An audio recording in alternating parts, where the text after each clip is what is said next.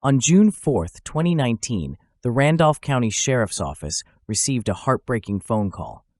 We've been trying to find her for the last few days, almost a week, and we've not heard from her. What is your name, honey? Butch Smith, I'm her son. We came to do a wellness check at her house. I think I found a body. Okay, honey, we'll get an ambulance out of that way, okay? As mentioned, the person on the phone was Butch Smith, Linda Collins' son. During this period, Linda was adjusting to significant changes in her life. She had recently ended a decade-long career as an Arkansas state senator after losing her re-election bid, ending her time in the state's capital. Moving out of my office today, I just want to say how humble I am to be your senator, how proud I was to serve you. That's the way I voted, as your conservative senator and your friend. Linda was also dealing with a difficult divorce around this time. Yet, she was a strong person who managed to redirect her life. Shortly after, she moved back to her small hometown, Pocahontas, Arkansas, which has a population of roughly 7,500 people. In Pocahontas, she focused on her businesses, including a Days Inn and the Rock and Roll Highway 67 Inn. This move also allowed her more time to enjoy with her grandchildren. Go! 39! Nick Butt! Jingle bells, jingle all the way. Happy New Year! Linda was always seen as the lively and fun grandmother.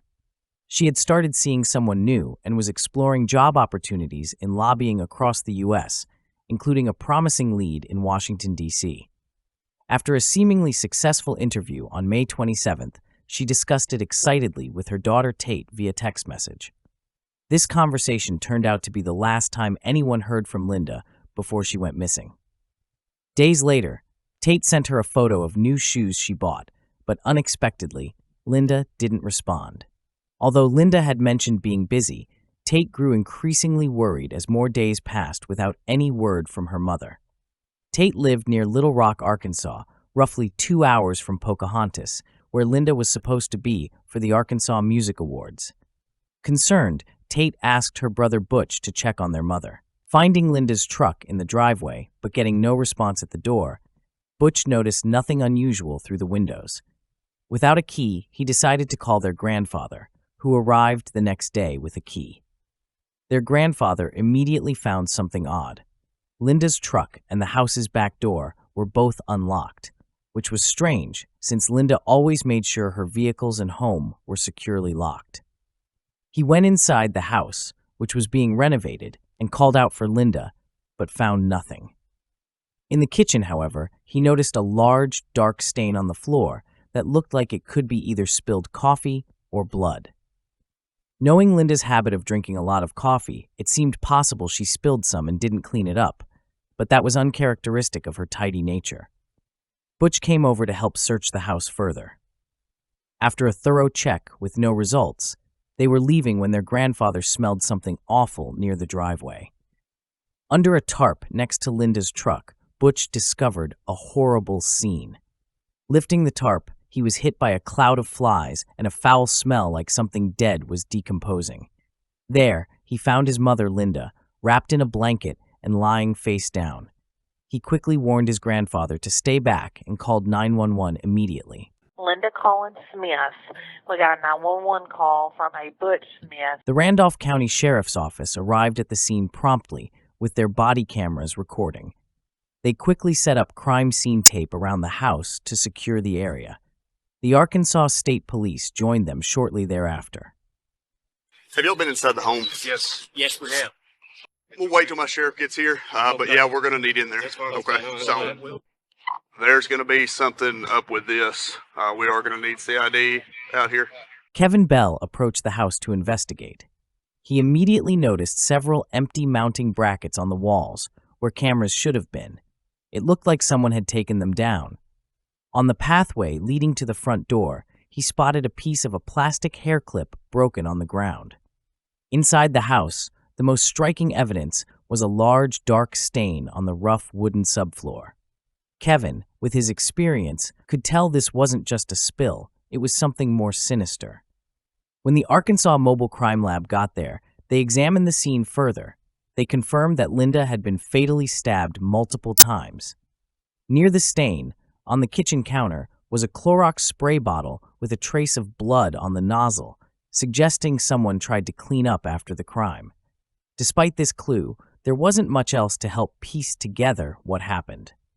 There were no signs of forced entry, which suggested Linda might have known her attacker. She had been killed in her kitchen, her body wrapped in a blanket to contain the mess, and later moved outside and hidden under a tarp. To try to understand more about the days before Linda's tragic end, investigators decided to talk to her family and friends. They spoke with Butch and Tate about her recent job interview in D.C. and her sudden disappearance. They also talked to one of her longtime friends, Tim Logan, a retired state corrections officer of 28 years, and his wife, Rebecca, who everyone called Becky. I love that woman like a sister, and this is killing me. And I know you're upset, and I don't want to upset you anymore. I know, Miss Becky. I know it's hard. She was my best friend. I started out working for her as her personal assistant. Becky initially worked as Linda's personal assistant, but their relationship grew into a close friendship over time. Becky often drove Linda around and handled her appointments, strengthening their bond. When investigators spoke with Becky, she mentioned that she had picked Linda up from the airport following her trip to D.C. However, she struggled to recall specific details, explaining that she couldn't remember well because she had lost her phone. I'm lost without my phone. Bless your heart, I bet you are. I think I have some screenshots in my text of her flight details. Tim had a phone call with Becky and Linda while Becky was driving Linda home from the airport. They chatted casually until Linda mentioned she was too tired to talk about her trip and suggested they catch up the next day. The following day, Linda texted Becky, asking her to bring lunch over to her house. When Becky arrived, they ended up having a heated argument about Linda's new boyfriend, Randall Wallace, who had spent the night at Linda's house and left that morning. I went out there and she told me all about the night before because the man out there, Randall, spent the night with her. When I left, she was mad at me. Why was she mad at you? I was butting in her personal life. She was talking about how the night before it had taken Randall like 4 hours to respond to her text and calls. This is before he came over, I'm Yes. assuming. Okay.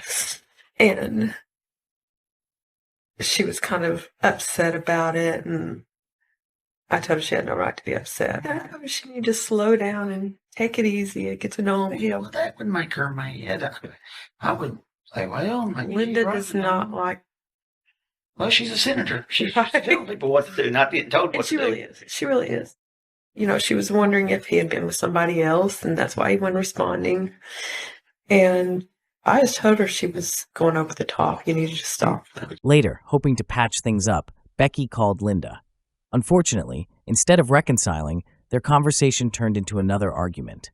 She said something about, well, I may just go over to Randall's or something like that. And I said, I thought you didn't want me in your personal stuff. Don't tell me. And she hung up on me. After their argumentative phone call, Linda was supposed to attend a meeting at her hotel, but she never showed up. Given this information, investigators turned their attention to Randall Wallace, her new boyfriend, as a possible person of interest. Even Tim, who had known Linda for years, corroborated Becky's accounts regarding Randall's involvement with Linda. You know, He was probably the last person to see her. When investigators began looking into Randall Wallace, they discovered he wasn't a new figure in Linda's life as initially thought. Linda had revealed to Tim that before marrying her ex-husband, Phil Smith, she had been involved with both men simultaneously. Ultimately, she chose Phil, a decision she later regretted. Just weeks before her tragic death, Linda and Randall had rekindled their relationship, quickly becoming close again. It just picked up and we was just happy to be with one another, you know. The detectives found out that dancing was a significant part of Linda's life and played a central role in her relationship with Randall. They frequently went on dates that centered around dancing, highlighting a shared passion that brought them together often.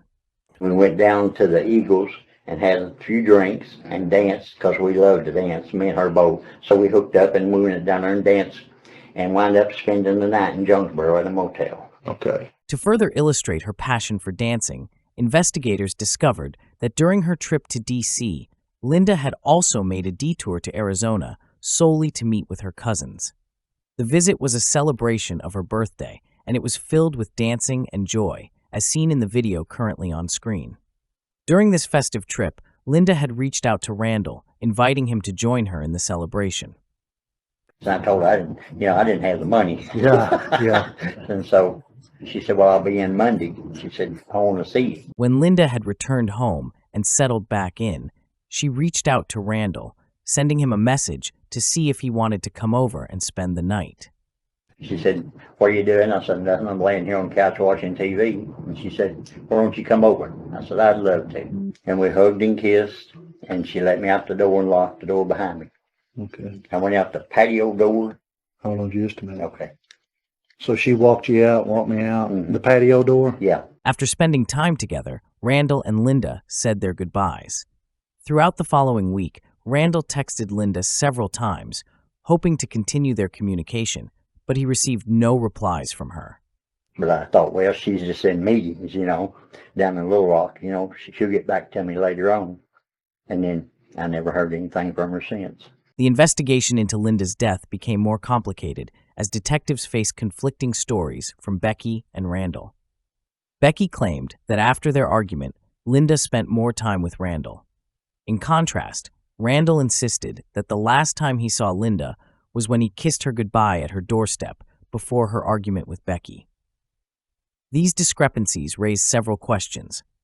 Was Becky lying about the contents of her phone call with Linda, suggesting she was going to stay with Randall? Was Randall misleading about the last time he saw Linda? Or could it be that Linda misled both about her plans, choosing to stay home instead, only to encounter a violent end at the hands of an unknown intruder? With many unanswered questions surrounding Linda's tragic end, the detectives had to tread carefully, especially considering the varied accounts. Tim, knowing the characters involved, expressed caution regarding Randall's involvement, hinting at deeper layers and possible motives yet to be uncovered in the investigation. My entire life has taught me that you never, ever think you know what's going on, and no one is above anything. Randall's house was located in a remote area in the hills where there was no cell phone service. This could explain why no one was able to contact Linda if she had gone there after her argument with Becky. However, Randall wasn't the only man mentioned in connection with Linda.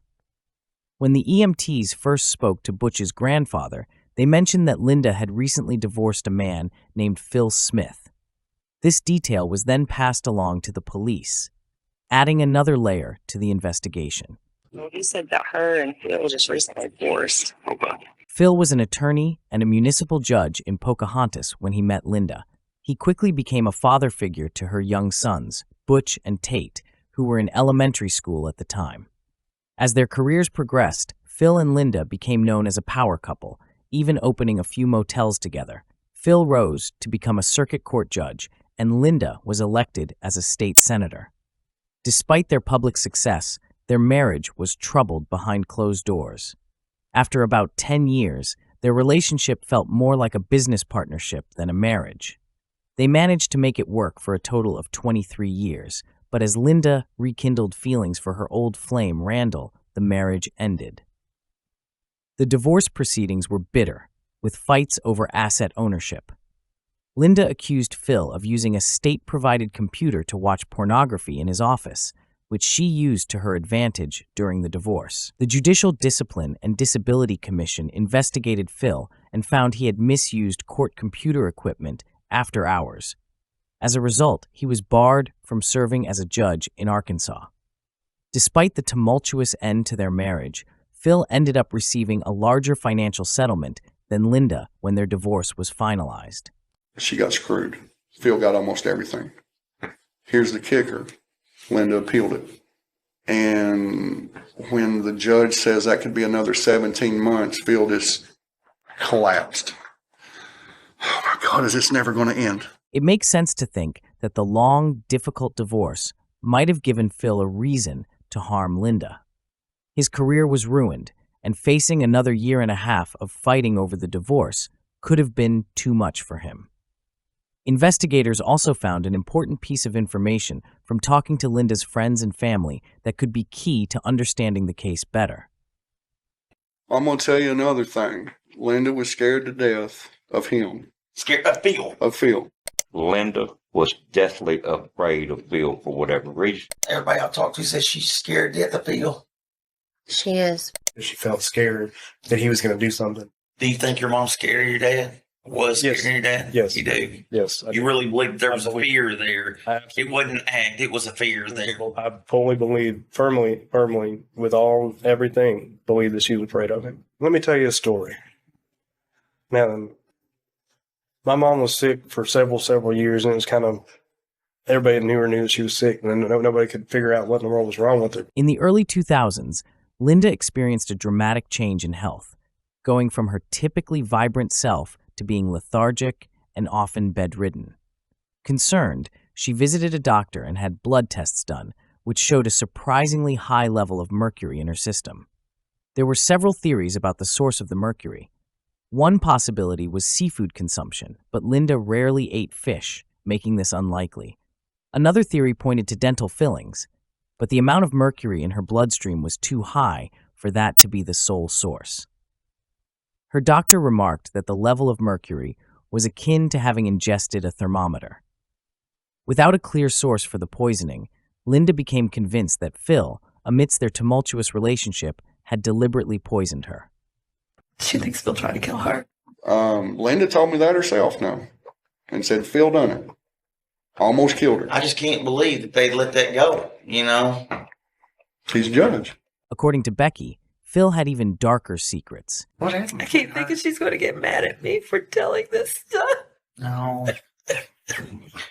She wouldn't get mad at you, Becky. Phil used to hit her. Phil used to hit her. Okay, where Linda's house is, and he was just sitting there. I think he's a stalker. I saw firsthand when he showed up at his house that day when we were moving stuff out. She was uncontrollably shaking. Let's get out of here, let's get out of here, let's get out of here. She's scared of him. She's scared of him. She's very scared of him. I called Linda and I had her on the phone. And she was telling me, you're not supposed to be there, you need to leave and all that. Linda told me he could get these crazy eyes. He got these crazy eyes and looked at me and said, you stay out of it. Or something to that effect. So you were kind of scared of him too a little bit. Well, yes. As Linda's suspicions about Phil grew, she took serious steps to protect herself. She changed all the locks on her doors, and with assistance from Tim and Becky, installed an extensive security system. This system included numerous cameras strategically placed around her house to cover every corner, window, and entrance. She could monitor all these cameras directly from her phone or laptop, ensuring she could keep an eye on her surroundings at all times. What do you suspect then? Her ex-husband killed her. Really? Phil? Yeah. Sheriff Kevin Bell had a phone conversation with Phil, who clearly denied having any role in Linda's death. Due to the attention the case was getting, Phil also sent a formal statement to NBC News to clear his name. He said, "I have not heard that Linda accused me of trying to poison her with mercury. I certainly did not do that. Our divorce was very bitter, but I was never physically or emotionally violent towards Linda."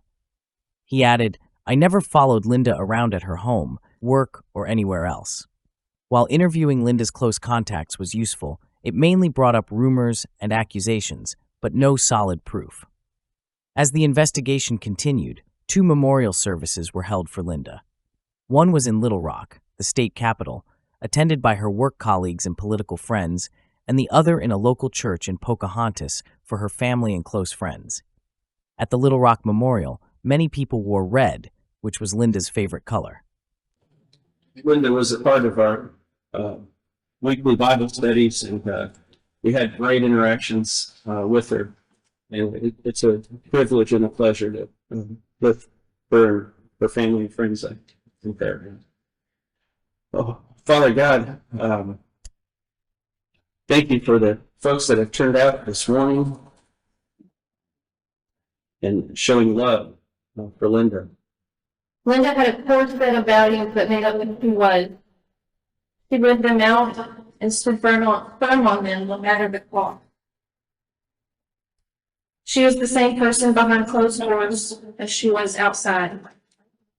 We were at a concert, And Linda was dressed in her red suit with her red lipstick on. She was animated. She was passionate. So John was sitting over there and he'll be lying. No doubt. He'll be lying. Now, I will read a statement prepared by the family and answer a couple of questions the best that I can.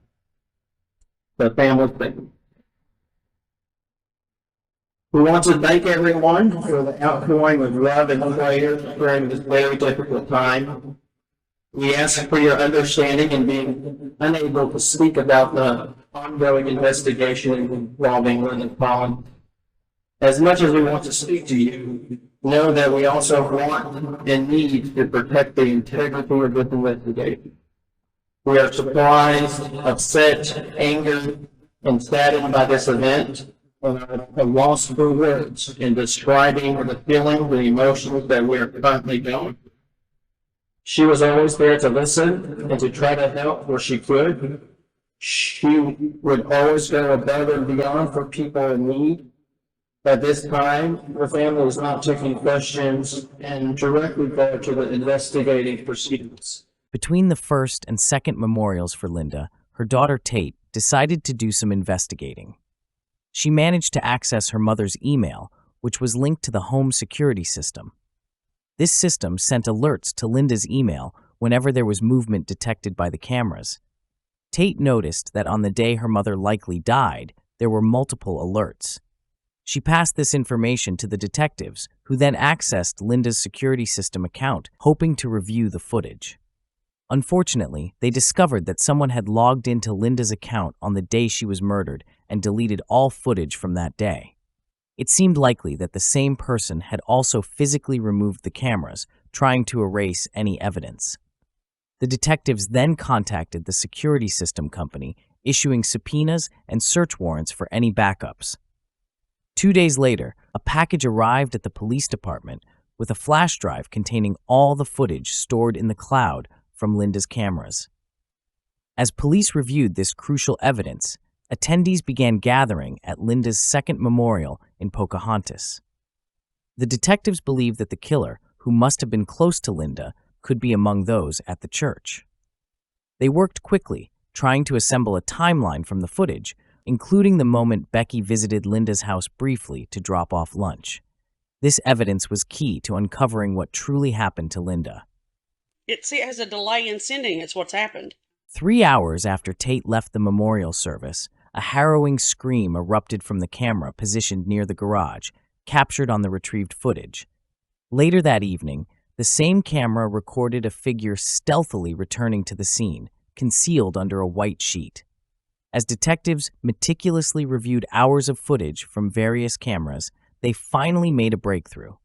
Despite being removed from their mounts, the cameras had continued to record using their battery power. In a significant turn of events, one camera, tossed carelessly into a bag, had captured a chilling image. Becky O'Donnell, clutching a knife, both she and the weapon smeared with blood.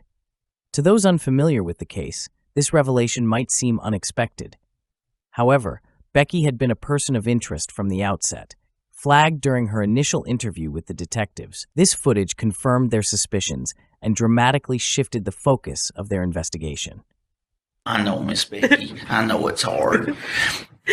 She was my best friend. I started out working for her as her personal assistant. During this moment captured on camera, Becky was sobbing loudly, but strangely, there were no tears.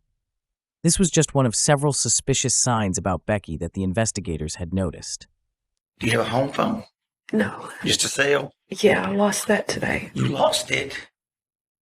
Today? Becky had given the investigators permission to check her phone records to help establish a clear timeline. These records showed that she had been using her phone during the period she claimed to have lost it. Additionally, there were contradictions between what she said and Tim's statements. Tim mentioned that Becky had been visiting Linda's house almost every day since Linda had disappeared, which didn't align with Becky's earlier accounts. Becky's been going by our house about every day, knocking on the door and, calling her and texting her and, hey, answer, we're getting worried. Meanwhile, Becky somehow couldn't recall which day she had been back to the house. What day was that you went back to her house? I don't know. It appeared that Becky didn't want the investigators to know she was frequently returning to the crime scene. As they dug deeper into her background, they discovered that this was not the first time Becky had been linked to a murder plot. Back in 2007, she was accused of trying to have her then-husband killed. A friend of the couple had warned him that Becky was offering $50,000 to anyone willing to carry out the murder. However, when questioned by the police, Becky claimed she had been drunk and wasn't serious about her intentions. With only her word against the accusation and no additional evidence, she was never charged. Given this history, the investigators felt it was important to share their growing suspicions about Becky with Butch and Tate. I talked to Tim and Becky, and I gotta tell you something, Butch. There's things that ain't adding up there either. I felt like for a while there was something fishy between the two of them. I'd never heard of these people until divorce time, and all of a sudden they were all up there in their business and helping move furniture and do stuff, and I'd never met these people before. None of these strange details or Becky's past actions could clearly explain why she might have wanted to kill Linda. The detectives kept asking Butch and Tate more questions, and they learned something new. In the weeks before Linda disappeared, money had been taken from their grandpa's bank account, and they didn't know why. My grandpa just recently started seeing money coming out of his account that he didn't authorize. My mom wouldn't just take from my grandpa. That's not something that she's ever done. Becky claimed that Linda trusted her completely and even let her handle financial matters, including signing checks on her behalf. A lot of times Linda have me sign checks or something, or go get her cash or something. But she was on her account where you could sign her check. No, she would just have me sign her name. Oh, you were signing her name? Yeah, she would. Oh, Becky, that was not a smart thing to do. The detectives discovered that Becky had been stealing from Linda for months, not just from her father, but also from her motel business. They believed Linda's frequent travel had made it easier for Becky to hide her actions. However, when Linda returned from her trip to D.C. and Tate informed her about suspicious checks, Linda confronted Becky. Investigators suspected this confrontation led to a deadly argument.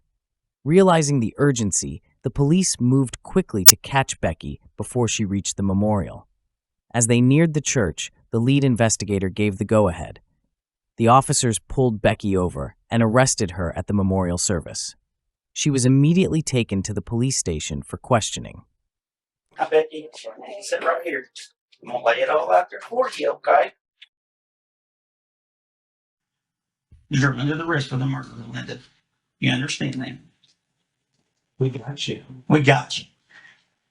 We got video of you. You didn't erase them all.